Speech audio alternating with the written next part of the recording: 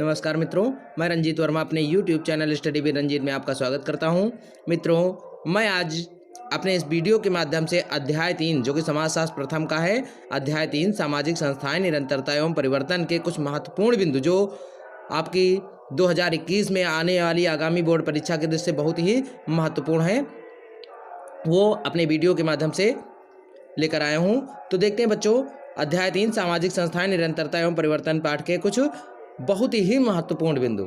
इससे पहले बच्चों ये बताना चाहेंगे कि आप हमारे वीडियो को पूरा देखिए तथा हमारे चैनल को लास्ट में लाइक शेयर जरूर करिए और कमेंट्स के जरिए जरूर बताएं कि हमारा वीडियो आपको कैसा लगा। तो बच्चों, हम देखते हैं, हमारा अध्याय 3 है सामाजिक संस्थाएं, निरंतरता एवं परिवर्तन। तो इसमें देखते हैं, सबसे पहला बिंदु हमारा बच्चों बनता है जाति व्यवस्था, यानी जाति व्यवस्था क्या है या जाति व्यवस्था की परिभाषाएं क्या हैं। तो सबसे पहले देखिए, जाति एक प्राचीन संस्था है। जाति क्या है? जाति एक प्राचीन संस्था है, कह सकते हैं। यानी प्राचीन संस्था का तात्पर्य होता है बहुत पुरानी प्रथा या प्रणाली है। जाति एक प्राचीन संस्था है जो भारतीय इतिहास एवं संस्कृति का हिस्सा है। देखिए, जो जाति व्यवस्था है हमारी भारतीय इतिहास एवं संस्कृति का हिस्सा है, क्योंकि भारतीय इतिहास जो है प्राचीन काल से लागू है, इसलिए भारतीय इतिहास और भारतीय संस्कृति का हमारा हिस्सा है। क्योंकि इस जाति के अंतर्गत हमारी रीति रिवाज, प्रथाएं, परंपराएं, संस्कृतियां इत्यादि इसमें सम्मिलित होती हैं। ठीक है, हमारी जातियों का ही है, ये सब अभिन्न अंग होते हैं, इसलिए भारतीय इतिहास एवं संस्कृति का एक हिस्सा है। भारत में 2 जातियां हैं। देखिए, भारत में कितनी जातियां हैं? 2 जातियां हैं। एक भारत के अतीत का हिस्सा है, यानी एक जाति जो भारत के अतीत का हिस्सा है, और दूसरा भारत के वर्तमान का। यानी एक जाति कौन सी है? जो भारत में बीत चुकी है। ठीक है, जो भारत का अतीत हो चुका है, जो बीत चुका है, वो हिस्सा है जातियों का, जिसमें प्रथाएं, परंपराएं, रूढ़ियाँ इत्यादि सब छुआछूत की भावनाएं पाई जाती थी। और दूसरी कौन सी है? भारत का वर्तमान हिस्सा, जो कि आज का है, जिसमें ऐसी अवधारणाएं नहीं पाई जाती हैं। तो इसलिए कह सकते हैं जाति एक प्राचीन संस्था है जो भारतीय इतिहास एवं संस्कृति का हिस्सा है। भारत में 2 जातियां पाई जाती हैं, एक भारत के अतीत का हिस्सा है तथा दूसरा भारत के वर्तमान का हिस्सा है। तो देखिए, ये तो जाति व्यवस्था की विशेषता हुई। लेकिन अब जाति की परिभाषा क्या है बच्चों? ये बहुत ही महत्वपूर्ण बिंदु है आपके लिए कि जाति की परिभाषा क्या है। तो जाति शब्द अंग्रेजी शब्द के कास्ट की उत्पत्ति, यानी जो जाति शब्द अंग्रेजी के कास्ट शब्द से हुई है, और कास्ट की उत्पत्ति पुर्तगाली मूल के कास्टा शब्द से हुई है। समझ गए? जाति शब्द अंग्रेजी के कास्ट शब्द का हिंदी रूपांतरण है, जो कि पुर्तगाली मूल के जिसकी उत्पत्ति पुर्तगाली मूल के कास्टा से हुई है, जिसका अर्थ होता है प्रजाति अथवा लोगों का समूह या समुदाय, आप कह सकते हैं। ठीक है, इसमें प्रजाति भी हो सकती है, यानी जिसका अर्थ है लोगों का समूह अथवा समुदाय अथवा आप प्रजाति भी कह सकते हैं। तो जाति की परिभाषा बच्चों हमने पढ़ी है, क्या होती है? जाति अंग्रेजी शब्द कास्टा का हिंदी रूपांतरण है तथा यह इसकी उत्पत्ति पुर्तगाली मूल के कास्टा शब्द से हुई है, जिसका अर्थ है लोगों का समूह अथवा समुदाय। समझ गए? ठीक है, अब आगे हम अपना अगला महत्वपूर्ण बिंदु बच्चों आप देखिए, वर्ण का शाब्दिक अर्थ क्या है। देखिए, वर्ण किसे कहते हैं या वर्ण की व्याख्या कीजिए या वर्ण के अर्थ को परिभाषित कीजिए। तो देखिए, वर्ण क्या है? वर्ण एक शाब्दिक अर्थ है। वर्ण का शाब्दिक अर्थ क्या होता है? रंग से, रंग के आधार, यानी वैदिक काल में कहा गया है कि वर्णों की उत्पत्ति रंग के आधार पर। वर्ण का अर्थ होता है रंग। ठीक है, तो रंग के आधार पर जिसमें जातियों का विभाजन किया जाता था उसे ही हम वर्ण कहते हैं। ठीक, जैसे ब्राह्मण, क्षत्रिय, वैश्य और शूद्र। तो इसमें से वर्ण के आधार पर जो हमारा विभाजन किया गया था बच्चों, तो जो गोरे वर्ण के लोग थे, यानी वर्ण का अर्थ मैंने बताया आपको रंग से, जो गोरे रंग के लोग थे उनको ब्राह्मण कह दिया गया था, और जो मिश्रित चमड़ी वाले, यानी रंगीन चमड़ी वाले थे, अर्थात कह सकते हैं कि गेहुए रंग के थे, उनको क्षत्रिय और वैश्य की संज्ञा दी गई थी, तथा जो काले रंग के थे उनको शूद्र की श्रेणी में डाला गया था। तो वहां से हम ले लेते हैं वर्ण का अर्थ। वर्ण का शाब्दिक अर्थ है रंग, जिसमें ब्राह्मण समाज, क्षत्रिय, वैश्य और शूद्र समाज की 4 श्रेणियां हैं। देखिए, जिसमें ब्राह्मण समाज, क्षत्रिय, वैश्य और शूद्र समाज की 4 श्रेणियां हैं। इन चारों श्रेणियों के विभाजन को वर्ण कहा जाता है। यानी ये जो चारों श्रेणियां हैं, इन चारों जातियों के विभाजन को कह सकते हैं हम वर्ण कहते हैं, क्योंकि वर्ण का तात्पर्य रंग से होता है और रंगों के आधार पर इन चारों जातियों का बंटवारा किया गया था। समझ गया वो? वर्ण का तात्पर्य क्या होता है? वर्ण का तात्पर्य रंग से होता है। ठीक है, यानी रंग के आधार पर इन चारों जातियों का विभाजन किया गया था, इसलिए इन्हें वर्ण कहा जाता है। समझे? अब आगे देखिए बच्चों, जाति की विशेषताएं क्या हैं। बहुत ही महत्वपूर्ण बिंदु है बच्चों कि जाति की विशेषता क्या है। जाति की विशेषताएं निम्नलिखित है। नंबर 1, जाति जन्म पर आधारित होती है। जो व्यक्ति किसी यानी कह सकते हो बच्चों की व्यक्ति की जो जाति होती है वो जन्म से निर्धारित होती है, क्योंकि बच्चा जिस जाति में जन्म लेता है यानी जिस जाति के परिवार में जन्म लेता है उसके अनुसार ही उसके पिता की जाति और वंशोदय उसे मिल जाता है, समझे। तो जाति जो होती है वो जन्म से ही निर्धारित होती है, इसलिए आप कह सकते हैं जाति का निर्धारण जन्म से होता है। जाति समूह सजातीय होते हैं। देखिए जो जाति समूह होते हैं, जाति समूह का तात्पर्य होता है कि समूहों में जो जातियाँ होती हैं वो सब सजातीयता की भावना से युक्त होती है, यानी सब में सजातीयता की भावना पाई जाती है। सजातीयता का अर्थ होता है समान जाति के लोग, ठीक है। समूह जो होते हैं समान जातियों के लोगों के बीच में ही समुदाय बंद या अथवा समूह का निर्माण होता रहता है, इसलिए इसमें सजातीयता की भावना पाई जाती है। अब बच्चों हमारा तीसरा है जातियों एवं उपजातियों में विभाजन। देखिए जो जातियां हमारी होती हैं, जैसे हम कह सकते हैं कि हम हिंदू हैं तो हिंदुओं में भी अनेक छोटी छोटी उपजातियां पाई जाती हैं, इसलिए जातियों का विभाजन जातियों एवं उपजातियों में जाति का विभाजन भी होता रहता है, ठीक है। उसके बाद व्यवसाय पर आधारित जो जाति होती है बच्चों हमारी वो व्यवसाय पर आधारित होती है, क्योंकि प्राचीन काल में जब जातियों का वर्गीकरण किया गया था तो व्यवसाय के आधार पर भी किया गया था, क्योंकि जो जिसका कार्य होता था उसी के अनुसार उसकी जाति निर्धारित कर दी जाती थी। यानी कहने का तात्पर्य जो व्यक्ति पूजा पाठ कराने वाला ज्ञानी पुरुष होता था उसे ब्राह्मण की संज्ञा दे दी जाती थी, और जो लड़ाई झगड़ा मारपीट में आगे होता था उसे क्षत्रिय की संज्ञा दे दी जाती थी, और जो कह सकते हैं व्यापार यानी धनाढ्य पुरुष था, जो धनी था, व्यापार के क्षेत्र में ज़्यादा हस्तक्षेप करता रहता था, उसे कह सकते हैं आप कि उसे वैश्य की संज्ञा दे दी जाती थी। और जो निम्न वर्ग से किसी यानी निम्न कोटि से संबंधित था उसे हम जो नीचे लोगों के कार्य करता था यानी निम्न वर्ग के कार्य करता था, ठीक है, समाज में जिसका अस्तित्व नहीं होता था उसे हम शूद्र की संज्ञा दे देते थे। इसलिए व्यवसाय जाति जो होती है वो व्यवसाय पर भी आधारित होती है, समझ गए। अब देखिए बच्चों जनजातियों के स्थायी लक्षण क्या हैं। जनजातियों के स्थायी लक्षण, तो देखिए जनजातियों के स्थायी लक्षणों में क्षेत्र, भाषा, शारीरिक विशेषताएं और आवास को सम्मिलित किया जाता है। देखिए जातियों के स्थायी लक्षण क्या है जिनके आधार पर आप जनजातियों की पहचान कर सकते हैं। तो जनजातियों के स्थायी लक्षण जो होते हैं उसमें उनका क्षेत्र होता है यानी सामान्य निवास स्थान का मानव बस्ती से हटकर होता है। उनकी भाषा, जनजातियों की जो भाषा होती है जनजाति लोगों की वो अलग होती है। शारीरिक विशेषताएं, उनके शारीरिक विशेषताएं भी हम लोगों से अलग होती हैं, और उनके आवास जो है वो भी हम लोगों से पृथक होता है। इसलिए जनजातियों के स्थायी लक्षणों में क्षेत्र, भाषा, शारीरिक विशेषताएं और आवास को सम्मिलित किया जाता है, ठीक है। मध्य भारत के राज्यों में जनजातियों का निवास स्थान कहाँ पर है, यानी जो हमारा मध्य भारत के राज्यों में जनजातियों का निवास स्थान कहाँ है, तो मध्य भारत में कह सकते हैं मध्य भारत में मध्य प्रदेश, झारखंड, छत्तीसगढ़, महाराष्ट्र और कुछ भाग आंध्र प्रदेश में शामिल हैं। यहाँ जनजातियों का लगभग 85% भाग निवास करता है, ठीक है। कहाँ कहाँ पर, देखिए मध्य प्रदेश, ठीक है, मध्य प्रदेश, झारखंड, छत्तीसगढ़, महाराष्ट्र और कुछ भाग आंध्र प्रदेश में शामिल हैं। यहाँ जनजातियों का कितने प्रतिशत भाग निवास करता है, 85% भाग निवास करता है। तो बच्चों हमारा वीडियो लास्ट तक देखते रहिए और अंत में कमेंट्स के जरिए ज़रूर बताएं कि हमारा वीडियो आपको कैसा लगा। देखिए बच्चों अब आगे शारीरिक एवं प्रजातीय दृष्टि से जनजातियों का वर्गीकरण। देखिए शारीरिक एवं प्रजातीय दृष्टि से जनजातियों को 5 भागों में बांटा गया है। शारीरिक एवं प्रजातीय दृष्टि से जनजातियों को 5 भागों में बांटा गया है। नंबर 1 निग्रेटो प्रजाति, दूसरी है ऑस्ट्रेलाइड, तीसरी है मंगोलाइड, चौथी है द्रविड़ और पांचवी है आर्य श्रेणी परिवार, ठीक। निग्रेटो परिवार, ऑस्ट्रेलाइड परिवार, मंगोलाइड परिवार, द्रविड़ परिवार और आर्य श्रेणी परिवार, समझ गए। तो शारीरिक एवं प्रजातीय दृष्टि से जनजातियों का वर्गीकरण 5 भागों में किया गया है। अब देखिए बच्चों बहुत ही महत्वपूर्ण बिंदु ये सामने आता है निकल कर कि 10 लाख से अधिक जनसंख्या वाली जनजातियां कौन कौन सी हैं। तो देखिए जैनी उन जनजातियों के नाम बताइए जिनकी संख्या लगभग 10 लाख से अधिक है। तो इसमें देखते हैं बच्चों 10 लाख से अधिक जनसंख्या वाली जनजातियां गोंड, भील, संथाल, ओरांव, मीना, बोडो और मुंडा हैं, ठीक है। कौन कौन सी हैं, 10 लाख से अधिक जनसंख्या वाली जनजातियां गोंड, भील, संथाल, ओरांव, मीना, बोडो और मुंडा हैं, जी की 2011 की यानी जो कि 2011 की जनगणना में इनका प्रतिशत 8.6% है, ठीक है। 2011 की जो जनगणना हुई थी उसमें इन जनजातियों का प्रतिशत देश की कुल जनसंख्या का 8.6% है, समझ गए। अब बच्चों आगे देखते हैं अगला हमारा महत्वपूर्ण बिंदु है परिवार की परिभाषा क्या है या परिवार किसे कहते हैं?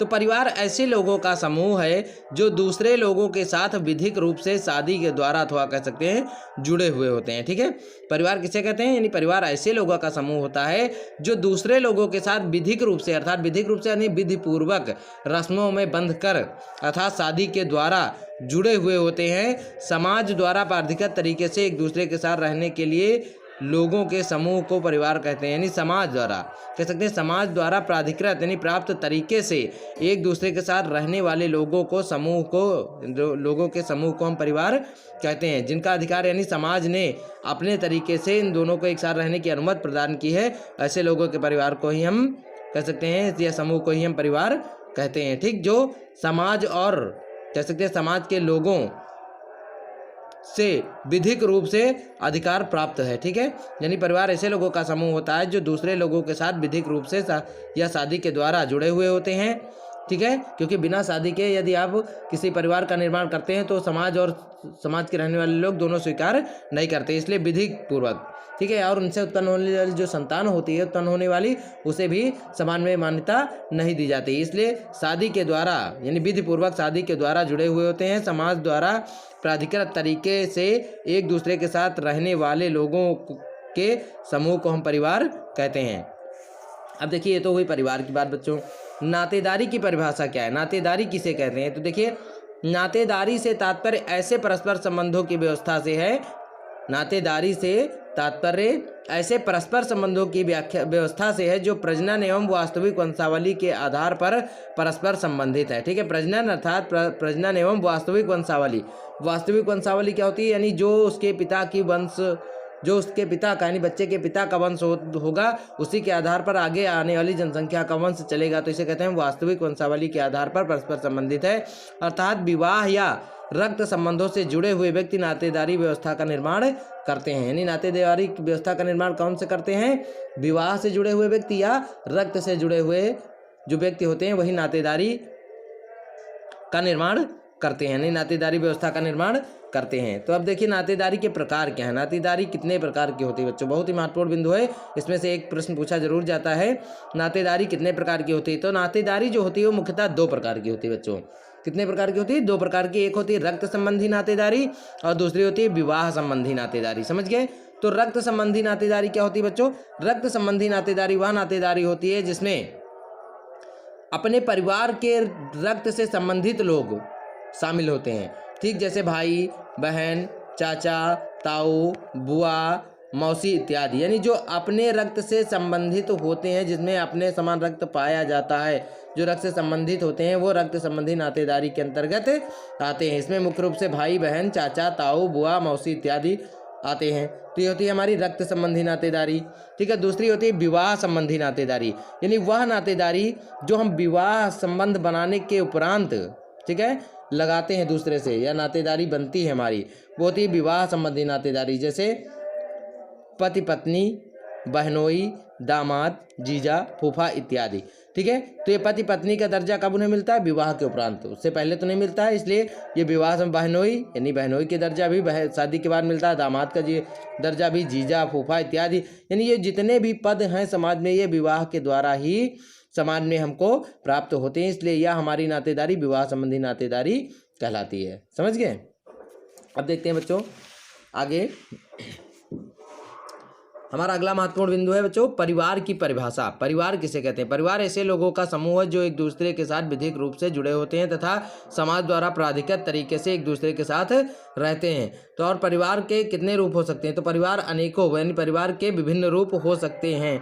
ठीक, परिवार क्या है? परिवार ऐसे लोगों का समूह होता है जो एक दूसरे के साथ विधिक रूप से अर्थात विवाह के द्वारा जुड़े हुए होते हैं तथा समाज द्वारा प्राधिकृत तरीके से यानी समाज द्वारा प्राप्त किए गए तरीके से ही वह दोनों एक दूसरे के साथ रहते हैं, अपनी आवश्यकताओं की पूर्ति करते हैं तथा संतानोत्पत्ति करते हैं और समाज में इन संतानों को वैध माना जाता है।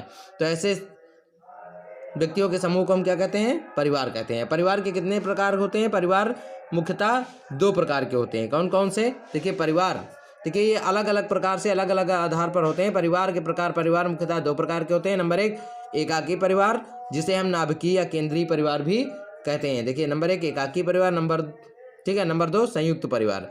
तो अब देखते हैं बच्चों हम एकाकी परिवार क्या है, या नाभिकीय परिवार क्या है, या केंद्रीय परिवार किसे कहते हैं। ठीक है, तो एकाकी परिवार यानी इसमें 2 पीढ़ियों के सदस्य, ठीक है, 2 पीढ़ियों के सदस्य पाए जाते हैं, जिसमें पति पत्नी और उनके अविवाहित बच्चे सम्मिलित होते हैं। समझ गए, यानी इसमें 2 पीढ़ियों के सदस्य केवल निवास करते हैं, जिसमें उनके पति पत्नी यानी पति पत्नी और उनके अविवाहित बच्चे।